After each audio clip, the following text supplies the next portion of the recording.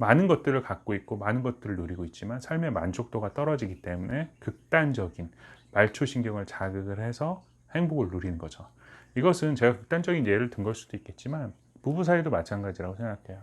정말 다른 문화에 살았던 두 남녀가 만나서 어떠한 경제적인 행복을 누리기 위해서는 작은 것부터 시작을 하십시오.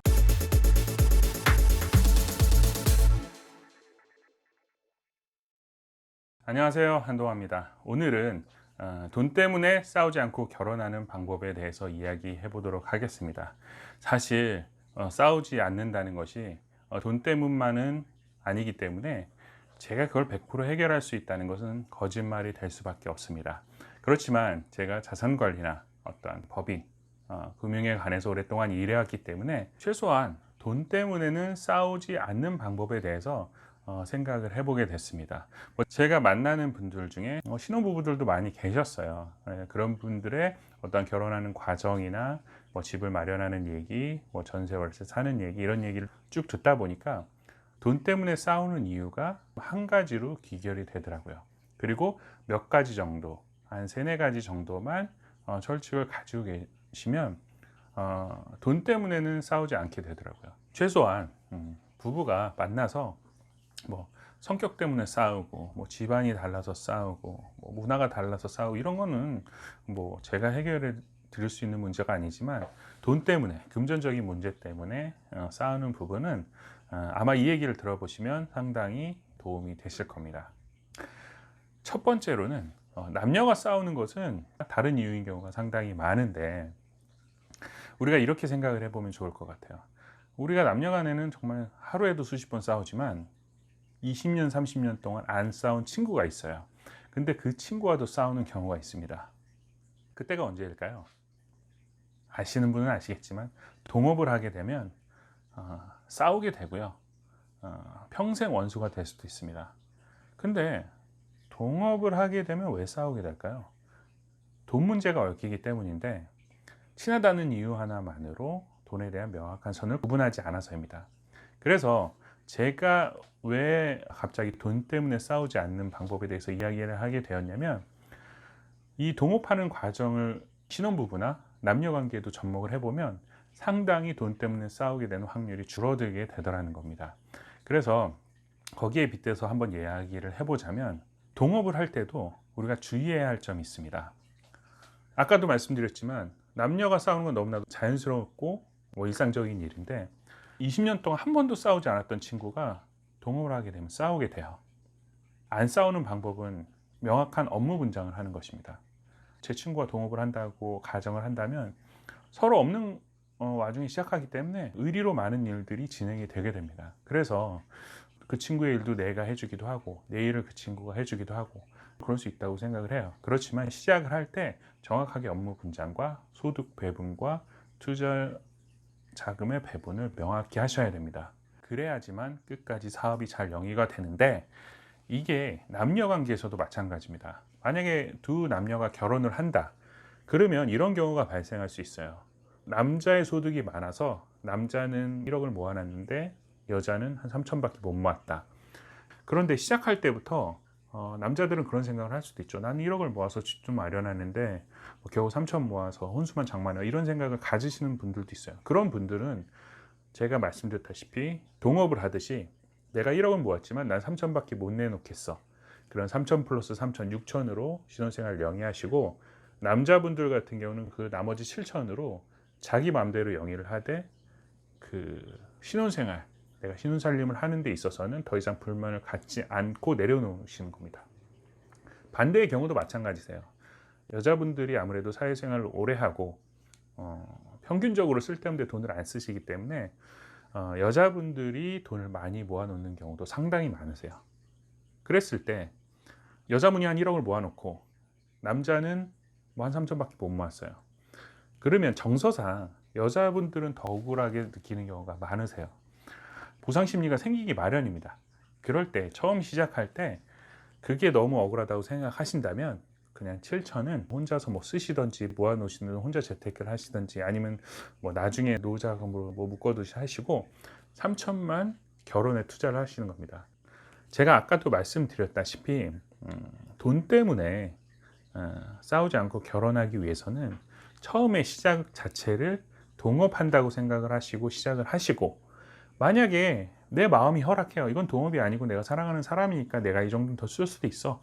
그러면 내가 더 많이 번 만큼 내가 더 우리 신혼생활을 위해서 내가 내려놓을 수 있어 라고 생각하시면 당연히 그건 좋은 거죠. 하지만 그렇게 되지 않는다, 억울한 생각이 든다, 보상 심리가 든다, 그러면 절대 그렇게 하지 마시고요. 생각을 내려놓을 수 있을 만큼의 돈을 투자를 하십시오. 두 번째로는요, 첫 번째 제가 약간 말씀드렸던 부분의 연장인데, 업무 분장을 정확하게 하셔야 됩니다. 어떤 부분의 업무 분장이냐면요, 신혼생활을 하시고 결혼생활을 하시다 보면 돈이 지출되는 영역들, 특히 고정 지출이 되는 부분들의 영역들이 명확하게 구분되어져 있습니다. 그런 부분들에 대해서 뭐 이성적이나 애정으로 뭐 흐리멍텅하게 하지 마시고 정확하게 구분을 지어 놓으십시오. 예를 들면 살림을 하기 위해서 100만 원을 책정해 놨고, 살림은 주로 뭐 여자가 하기로 했다, 여자분이 하기로 했다. 그러면 그 부분에 대해서는 그 영역을 엄밀히 존중해 주셔야 됩니다. 대부분 싸우게 되는 이유가 남자분도 생활비를 보태기 때문에 자꾸 그 생활에 대해서 간섭을 하시게 되는 거죠. 그래서 파 한 단을 사와도 이거 옆에 마트 갔더니 더 싸던데, 이런 얘기를 남자들은 하게 됩니다. 그리고 정당한 거죠. 왜냐하면 생활비를 보태게 되니까 나도 충분히 할 수 있다고 얘기를 하는 거죠. 그렇지만 이것은 업무 분장, 경제관념의 업무 분장이 제대로 되지 않은 것입니다.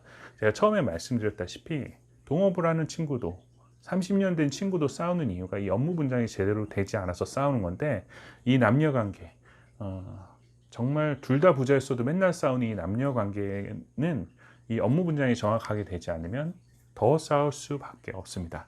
그리고 업무 분장을 명확하게 하라고 하니까 경제를 아예 따로 분리해서, 뭐 남편 번 건 남편이 생활비 얼마 주고 나서 자기가 다 알아서 하고, 뭐 여성분이 번 거는 여성분이 다 생활비 어느 정도 떼놓고 따로 하고, 이런 경우도 상당히 많은 것 같더라고요. 그건 뭐 개인의 취향이기 때문에 제가 간섭할 바는 아니지만, 그렇게 되면 경제적으로 성장하는 데 있어서는 상당히 좋은 방법은 아닙니다.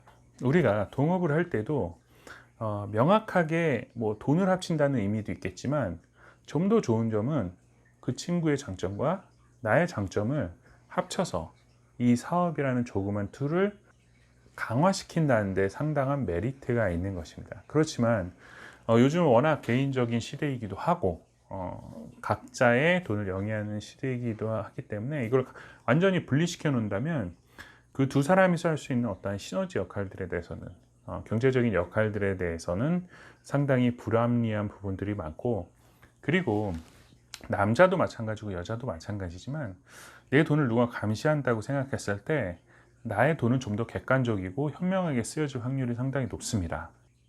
그럼에도 불구하고 이것을 완전히 합친다는 것에 대해서는 요즘에 부정적인 견해들이 많이 있기 때문에, 제가 제 생각에는 우리가 수학 시간에 배웠던 그 벤 다이어그램처럼 그 교집합을 형성해 놓는 어떤 두 개의 원처럼 일정 부분 상당히 교차돼야 되는 부분들이 있고요. 최종적으로 합쳐서 두 사람의 시너지 역할을 누리는 것은 상당히 중요합니다. 그리고 세 번째로는 처음부터 많은 것을 갖추고 시작하려고 하지 마십시오. 예를 들어서 상대적일 수도 있겠지만 모든 것을 갖추고 시작하는 부부보다는 원룸에서 시작한 부부들이 상당히 나중에 경제적인 공동체로 많이 성장하는 모습을 볼 수 있습니다. 어떤 얘기냐면, 뭐 30평대 아파트에서 모든 가전제품 다 갖추고 남부러울 것 없는, 정말 중년 이후에나 갖출 수 있는 어떠한 자산이나 이러한 부동산이나 이런 걸 다 갖추고 시작한 부부들은 삶에 대한 만족도가 떨어집니다. 근데 이상하게도 돈이 없어서 정말 아껴서 원룸에서 시작한 부부 같은 경우는 제가 봤을 때 방 2개짜리만 가도 상당히 만족감을 느낍니다. 그 과정 중에 많은 얘기도 하고 경제적으로 모으기도 하고 어떤 성취감도 누리기 때문에 저는 이거는 뭐 인문학적인 얘기일 수도 있겠지만, 부부가 사는 기간은 1, 2년이 아니고 뭐 정말 둘 다 건강해서 아무 문제 없이 산다면 뭐 4, 50년 동안 사는데, 그 와중에 이런 소소한 성취감이나 만족감은 상당히 중요하다고 생각이 듭니다. 우리가 예를 들어서 재벌 2세나 3세들 상당히 좋겠죠. 그렇지만 그들의 삶이 만족할까요? 뭐 제가 저 재벌이 아니어서 그들의 삶을 제가 알 수는 없지만 우리나라 마약 사범들이 보면 두 부류로 나누는 것 같아요. 첫 번째는 정말 적북 조직의 어떤 범죄 조직이거나 아니면 부유층의 자녀들. 많은 것들을 갖고 있고 많은 것들을 누리고 있지만 삶의 만족도가 떨어지기 때문에 극단적인 말초신경을 자극을 해서 행복을 누리는 거죠. 이것은 제가 극단적인 예를 든 걸 수도 있겠지만 부부 사이도 마찬가지라고 생각해요. 정말 다른 문화에 살았던 두 남녀가 만나서 어떠한 경제적인 행복을 누리기 위해서는 작은 것부터 시작을 하십시오. 그래서 결혼을 할 때 부모들이 뭐 수억도 주고 뭐 3, 40평짜리 정말 큰 부동산으로 시작하는 것도 객관적으로 봤을 땐 상당히 좋은 출발이라고 볼 수 있습니다. 그렇지만 그들이 앞으로 경제적으로 만족할 수 있는 요소들은 거의 다 이미 초장에 완성되었기 때문에 경제적인 만족을 누릴 수 있는 것들은 많지 않게 됩니다. 제가 이런 질문도 한번 해볼 수 있을 것 같아요. 내 인생에 있어서 20억이 생기는 날이 있다면 지금 당장이 좋을까? 20년 뒤가 좋을까? 라는 질문을 해봤을 때 많은 분들이 단순하게 생각하면 지금 당장 20억 생기면 좋지 라고 생각하실 수 있겠습니다. 그렇지만 우리가 많은 미디어를 통해서 접하는 것처럼 로또 당첨돼서 그 끝이 좋은 사람들이 그렇게 많이 있나요?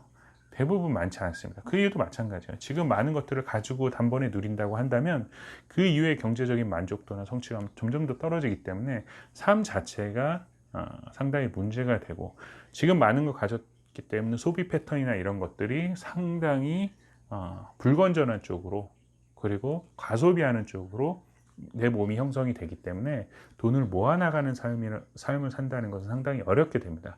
그렇지만 내 인생의 후반부에 돈을 많이 버는 사람들은 그 과정 중에 내 어떤 소비 패턴이나 이런 것들이 건전하게 잘 완성이 되어 가고 나중에 정말 누리고 계단을 한 계단 한 계단 오르듯이 부를 형성하면서 중간중간에 많은 성취도와 만족감을 누릴 수 있는 상당히 중요한 요소라고 생각이 됩니다. 제가 오늘 세 가지 정도를 얘기했습니다. 첫 번째로는 부부 사이 사랑해서 결혼을 하는 거긴 하지만 경제적으로는 마치 동업하듯이 자본금을 내가 너무 많이 내는 것이 불합리하다고 생각하고 보상심리 자꾸 내가 정말 돈 많이 냈는데 내가 이렇게 살아야 되나, 돈 많이 냈는데 내가 이런 대우를 받아야 되나, 그런 보상심리가 생기실 것 같다면 그냥 동업하듯이 지분 50대 50 가져가듯이 같은 비용으로 사업하듯이 시작해 보시는 것도 상당히 중요할 것이라고 생각하고요. 두 번째로는 사업할 때도 중요한 부분이지만 우리가 부부로 살아가는 데 있어서 경제적인 업무 분장을 정확하게 하시고 물론 같이 하셔야 될 부분도 있겠죠. 그렇지만 업무 분장을 정확하게 하시고 내 영역이 아닌 것에 대해서는 상대방이 먼저 물어보고 조언을 구한다면 토의해보고 상의해볼 수 있겠지만 그 전에는 먼저 간섭하고 사소한 것에 대해서 내가 내 돈 냈기 때문에 이런 조언을 해준다라는 그런 바보 같은 생각. 우리가 회사에서도 상사분들이 정말 내 업무임에도 불구하고 이것저것 간섭하면 우리가 꼰대라고 하고 정말 싫은 상사가 되는 것처럼 부부 관계에서도 경제적으로 이미 업무 분장을 해놨는데 너무 심하게 간섭하는 것은 아니한만 못하기 때문에 그 두 번째 요소를 기억해 주셨으면 좋겠고요. 세 번째로는 성장 그래프를 하나하나 쌓아나가는 것이 상당히 중요합니다. 그래서 나 돈 많은데 일부러 가난하게 살 필요는 없겠지만 무리하게 큰 집에서 좋은 가전제품을 가지고 모든 것들을 다 갖추려고 하지 마시고요. 그냥 있는 형편대로 정말 작은 수준에서 원룸에서 투룸 가고 화장실 하나 있던 데서 둘로 가고 그 단계를 넘어가는데 3년이 됐든 5년이 됐든 그런 과정 중에서 상당히 많은 행복들이 있습니다. 모든 것을 다 갖추고 시작을 하시게 되면 경제적인 성취도는 이미 거의 풀로 차 있기 때문에 그 이후의 삶에 부부관계에 있어서 경제적인 만족감을 찾는다는 것은 정말 어려운 일이 됩니다. 그렇기 때문에 지금 처음에 신혼부부들이 너무 많은 자산으로 너무 많은 것들을 갖추려고 하지 않으셔도 됩니다. 최소한 경제적인 문제 때문에 싸울 일은 없을 것이라고 생각합니다. 제가 한마디로 정리하자면 경제적인 이유로 싸우는 것은요, 돈이 없어서 싸우는 것이 아니고요, 서로 불균등하기 때문에 불합리하기 때문에 내 욕심이 더 많아지기 때문에 싸우는 것이기 때문에 정확하게 이 선을 구분하신다면 동업을 하시는 분이든 신혼 부부가 되셨든 뭐 어떠한 경제적인 공동체를 형성한 분들에 있어서 상당히 중요하게 생각해 볼 점이라고 생각이 됩니다. 오늘은 여기서 마치도록 하겠습니다. 감사합니다.